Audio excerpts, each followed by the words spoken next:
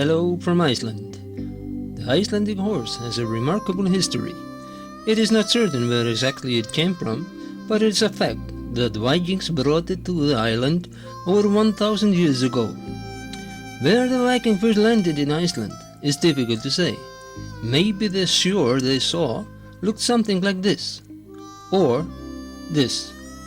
Anyway, what they saw did not scare them away, thank God for that. The journey across the ocean must have been very dangerous, so we'll have to presume the Vikings did what they could to make it as safe and successful as possible.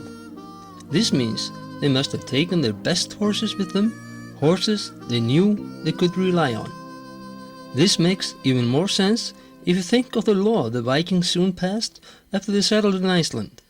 The law they passed forbids any more horses to be brought to the island, and no horses that left could return. This they did to protect their horses from diseases. This law is still in force now over 1000 years later. The Icelandic horse has therefore been in quarantine all these years and has now over 1000 years of genetic purity. The breed has encountered hard conditions to survive all these years in Iceland. It has been molded by the nature and has developed skills to move easily over rough terrain, snow and ice. Today, the horse is carefully looked after. During the winter time, all good horse farmers feed their herd on delicious hay rolls. Breeding mares, young calves and fillies are most often kept outside all year long in good pastures or out in the widespread fields. In the summer and the fall, all horses are outside grazing freely. So Icelandic horses still have a lot of freedom, and that is one of the things that makes them so special. Now let's see how we in Iceland keep our horses. I'm sure you'll find that very interesting. Icelandic horsemanship is quite unique, and the society surrounding it is amazing. In almost every village and town in Iceland, you will find a horse club and a whole neighborhood of horse stables. There are over 48 clubs all around the land. The horse club we are at now is called Hörður. This club is in a town called Mosfellsbær and is in the Reykjavík area, and there are about 400 members in it. As you can see, there are many stables here, and they are located just within a walking distance from town. This is in a beautiful area. You have the mountain Esja on our north side and the coast on the west side. Due to the great interest in horses here in Iceland, we have many trails and we can easily ride from one horse club to the next. Horses are a popular family sport in Iceland. Often a family owns its own horse stable and goes there every day during the time the horses are stabled. Usually this is the time between December and June, but from June to December the horses are out free grazing in the pastures and need to be rounded up if people want to go out riding. So it can be a bit of a trouble. Strangely enough, Icelanders do most of the riding in the wintertime. I've been trying to imagine why. During the darkest wintertime, we have very little daylight and the weather is of course not as good as in the summer. So why do we do most of our riding during winter? I think I need to go into some research later and let you know what I can come up with. Maybe it's because the people here just like the company of each other and being in the company of the horse who made it possible for our ancestors to live here. Whatever the reason is, the life in these horse stable communities is wonderful and sure makes it easier to pass time during dark winter days. Now let's go into one of the horse stables and see what they look like. The stables vary in size. Most stables are for 6 to 10 horses, but some bigger. It's common for professional trainers to have stables that take 20 to 30 horses.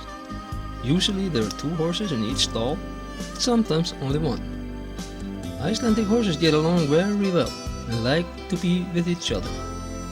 The stables are warm, so when the weather is cold and the horses sweat, they come into the warm stables to dry off. Now there is no good stable that does not have an accommodation to have some coffee and get down to the daily discussions that are a great part of the horsemanship. As you can see here, there are some lively discussions going on. After a good ride, there is nothing as nice than to have a good cup of coffee and brag about how good your horse was and how crappy your friend's was. All stables have their private pens, or a pen where the horses can go out and get some fresh air, play and roll. Yes, horses sure like rolling. It is very good to let the horses go out for a while before and after they are ridden. They sure appreciate that. The horses are put outside every day regardless of weather to get some exercise. Now today is a special day because some of the club members are getting ready to go to Lake Meðafellsvatn, where we are going to have a competition on ice. On the frozen lake, riders will compete on their horses to see who owns the best tölter. The reason the Icelandic horse can perform so well on the slippery ice is because it has the wonderful gait we call tölt. Now let's take a look at what tölt is. The Icelandic horse is a gaited horse with 4 or 5 gaits, but always with tölt. We all know the walk, trot and canter. The 2 other gaits Icelandic have are tölt and the flying pace. The 4-gaited Icelandic is missing the flying pace. Tölt, like the walk, is a 4-beat gait and the feet move in the same order as in the walk. The difference between the walk and tölt lies in the phases of the gait. In other words, how many and which of the horse's feet are on the ground at a given time. The fact that the horses always have at least 1 foot on the ground makes the tölt so super smooth. The tölt is therefore a gait without suspension.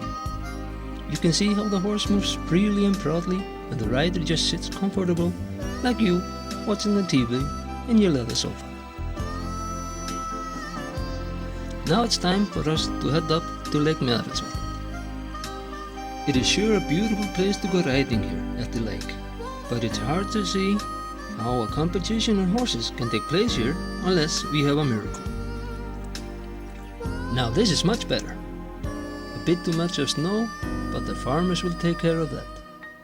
As I said before, we don't have much daylight at this time of year, so the light right now is not good for filming, but we have to make do, and we will.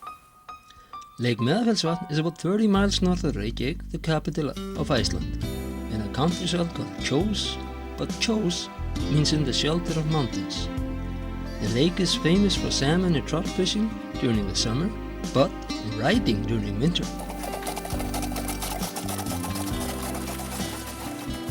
The farmers have been busy moving the snow to make tracks on the ice. We measured the thickness of the ice, and it's from 8 to 12 inches thick. It may not seem much, but it's quite enough to keep us and the horses from sinking 60 feet to the bottom of the lake. The track for the competition is about 400 feet long, but the farmers have made tracks all over the lake so riders can go for a real trail ride.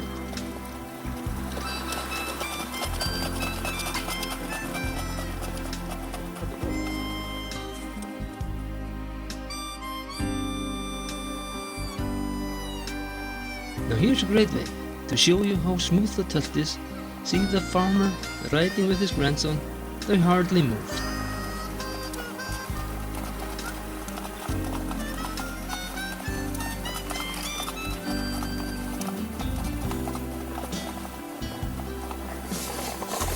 During the winter, all horses here have what we call winter shoes. And these are the same shoes as we use for riding on ice. Here we have a regular shoe with 2 small spikes. Each spike is just less than half an inch long, but this is all it takes for a horse to be quite comfortable on the ice.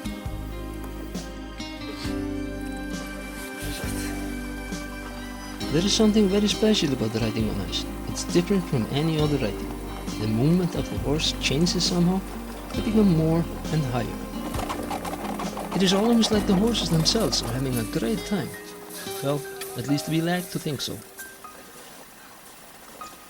Now the competition is about to start. This time we have 2 qualified judges judging. What they will be looking for is the quality of the tölt. The beat or the rhythm in the gait must be correct.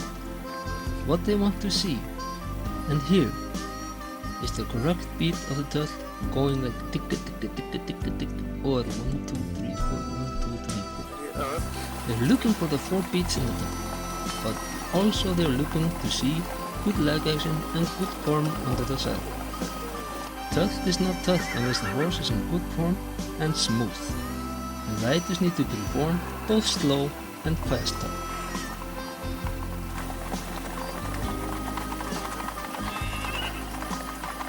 The competition has started. The women are off. Women tend to be far more competitive than men, so we all know it's going to be bound to be steel to steel now. In the end, the winner is no other than my wife. Now that's a surprise.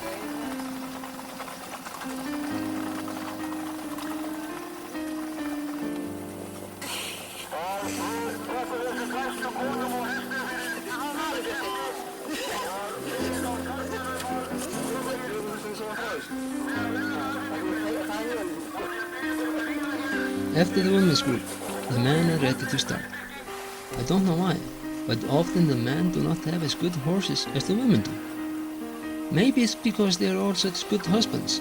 We give our wives the best horses.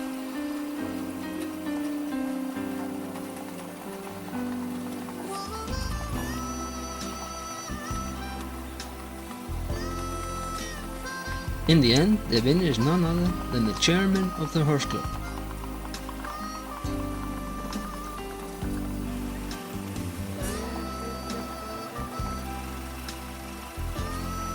At last, we have the professional riders.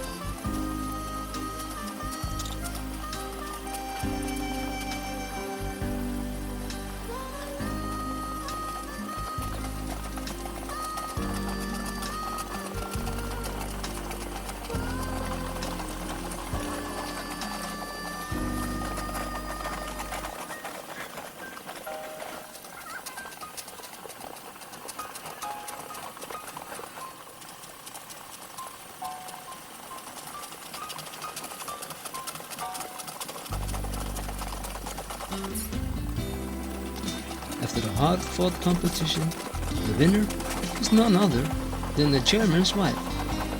Now this is really getting suspicious, but look at that, her horse can surely move.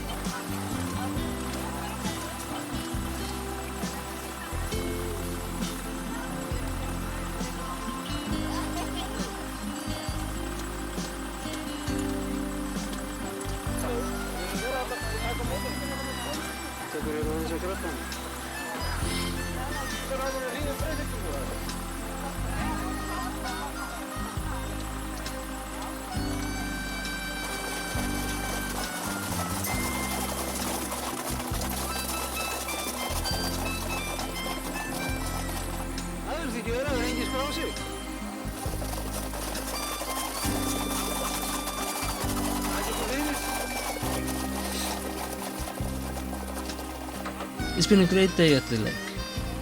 The winner in the women's group has done his fair share of work for the day and is happy to be home again.